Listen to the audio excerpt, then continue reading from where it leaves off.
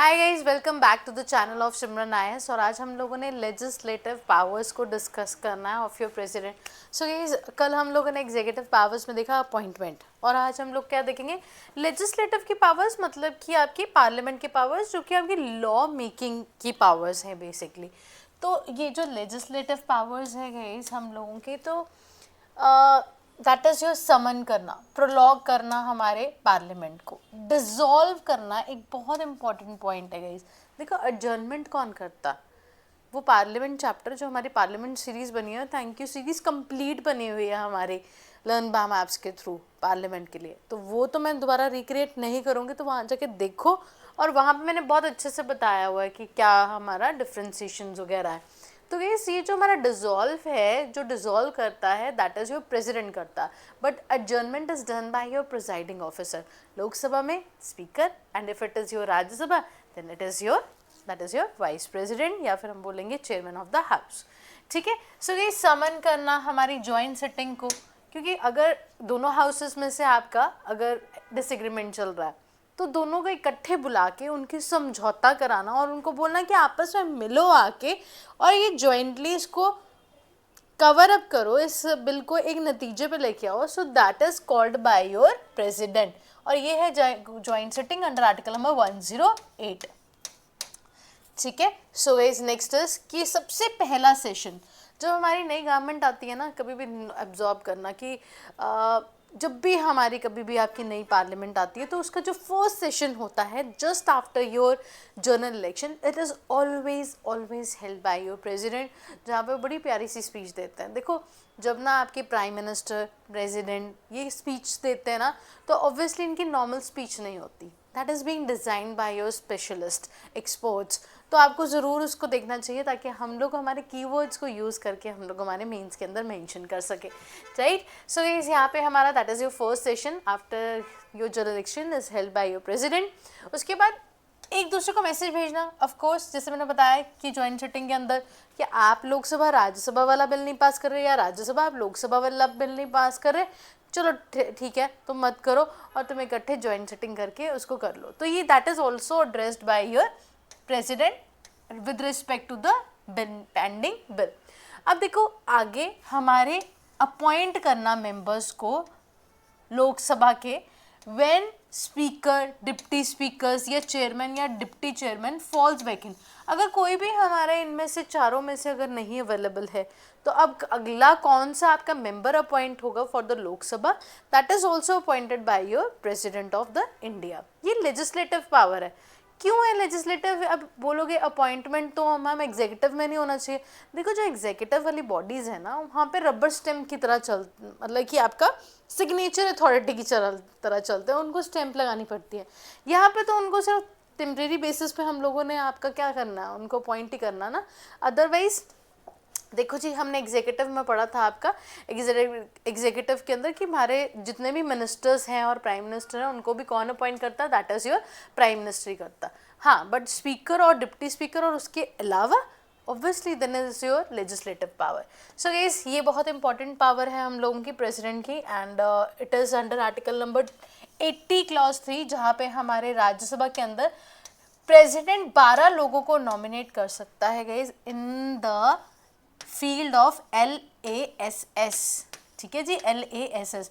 मैं हर एक चीज़ को ना, हम लोगों ने जितनी भी मेरी टीम भी है, या हमने मेजॉरिटी क्वेश्चंस में कोशिश की है कि हम आपको ना शॉर्ट करके, आपको कोई ना कोई ट्रिक दे के आपको चीज़ों को लर्न कराएं। जैसे मैं इन्वायरमेंट के शॉर्ट्स ले रही हूँ आजकल, तो इन्वायरमेंट के अंदर मैं कोशिश करती हूँ कि हर एक किसी का एक शॉर्ट बनाऊँ। कितना कुछ डाटा है, हार्ड वर्क अपनी जगह, डंकी वर्क तो करना पड़ेगा पर, ठीक है। तो आपको ऐसे आपको बहुत सारे ट्रिक्स मिलेंगे। तो L is your literature, A is your art, and S is your social service, and S is your science. ठीक है जी, समझ आई? तो 12 लोग, जैसे कि आपके सचिन तेंदुलकर है या हेमा मालिनी जी हैं, अगर वो लोग नॉमिनेट होके आ रहे हैं, तो वो आएंगे आर्टिकल नंबर 80 क्लॉज 3 के अंदर। और 81 के अंदर क्या गाइस, ये होता था, दैट इज योर 2 मेंबर्स हमारे एंग्लो इंडियंस की तरह नॉमिनेट होते हैं, बट आर्टिकल नंबर हमारी 104th अमेंडमेंट के अंदर गाइस ये रिजर्वेशन खत्म हो चुकी है, and this is your updated guys. हम लोगों ने इसके बारे में पढ़ा। अब देखो गाइस, इसी के आगे हमारी लेजिस्लेटिव पावर्स अभी ख़त्म नहीं हुई हैं, लेजिस्लेटिव पावर्स ज़्यादा है इनकी। तो लेजिस्लेटिव पावर्स एक ये भी बहुत इंपॉर्टेंट पावर है, मतलब ये सारे इंपॉर्टेंट पावर्स हैं। आपको सिंपली क्वेश्चन पूछ लेते हैं हु अपॉइंट्स, है ना, who dissolves your house, who summons and prorogues your house. तो ये अपने आप में सेंटेंसेस बहुत ज़्यादा इंपॉर्टेंट हैं, तो इनके ऊपर कोई स्टोरी, एक्टिव लर्निंग किया करो, कहानी बनाया करो, और जब आपके इन करंट अफेयर्स पढ़ते हो तो उसको विजुअलाइज और चीज़ों को ग्रास्प किया करो।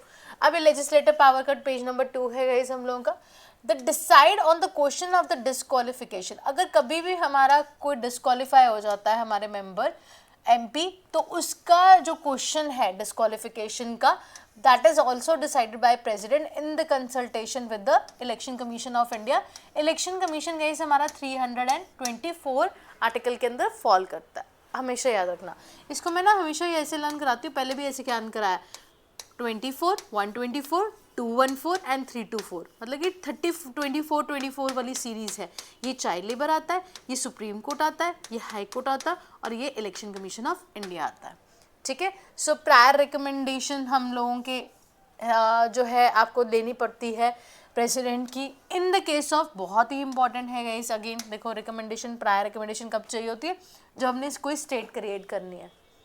स्टेट कौन से आर्टिकल में क्रिएट होती है, जल्दी से कमेंट करो आप लोग, क्योंकि बहुत इंपॉर्टेंट है। ठीक है, क्रिएट, मैं बोल रही हूँ क्रिएट का मतलब admission, not your changing of the body, admission, admit करना, तो वो किस आर्टिकल के अंदर है, प्लीज़ कमेंट। ठीक है, फिर उसके बाद ऑल्ट्रेशन करना, या फिर हमारे कंसोलिडेटेड फंड ऑफ इंडिया से पैसे निकलाना, that is your money bill, और मनी बिल आर्टिकल नंबर 1110 के अंदर आता है।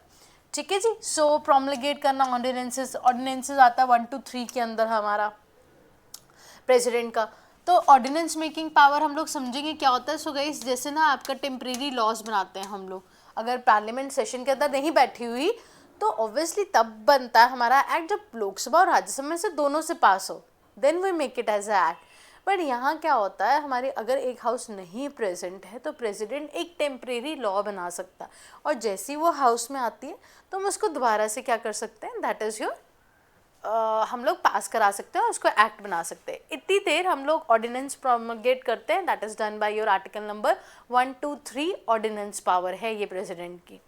ठीक है, सो प्रेसिडेंट की ना एक बहुत अच्छा प्रोटोकॉल है, इसको याद रखना। कभी भी कोई इम्पोर्टेंट बॉडी, अगर उन्होंने आपके पार्लियामेंट को कोई रिपोर्ट जमा करानी है, और वो भी सेंटर की बॉडी है, जैसे CAG, UPSC, फाइनेंस कमीशन या कोई और, वो सारे के सारे प्रेसिडेंट को आगे आके अपनी रिपोर्ट डिपॉजिट करते हैं। आगे हम constitutional bodies, non constitutional bodies में चार्ट पढ़ेंगे, वैसे भी बना हुआ है, पर उसको मैं अच्छे से दोबारा कराऊंगी आप लोगों को। ठीक है, so that is also ways, that is laid before your parliament के आगे पेश करता है प्रेसिडेंट। ठीक है, अगर हम लोगों ने गाइस आपका कोई भी रेगुलेशन बनानी है फॉर योर पीस, प्रोग्रेस और governance for your union and territories, Chandigarh, Delhi, Andaman Nicobar, Lakshadweep, अब वो भी कौन करता है, that is also done by your president. उनकी सारी लेजिस्लेटिव पावर्स एंड एवरीथिंग जो वो सस्पेंड है आपकी, तो उस टाइम पे सारी गवर्नेंस कौन करता है, प्रेसिडेंट। ठीक है, I hope this is clear. I will see you in to the next video. God bless you. जय हिंद, जय भारत।